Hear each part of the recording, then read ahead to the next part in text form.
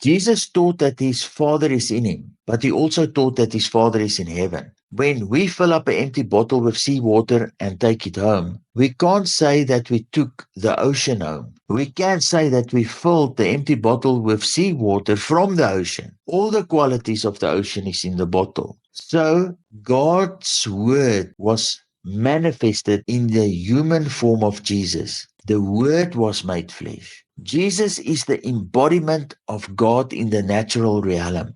Jesus is the whole declaration of who God is as Father in heavenly places or the spirit realm. Colossians 1 verse 15 and verse 19. Hebrews 1 verse 1 to 3. Jesus is the complete manifestation of God from out of the spiritual realm into the natural realm. It is correct to say then that Jesus is the Word of God made flesh. God Himself, the eternal Spirit, was not made flesh. No, the Word was made flesh.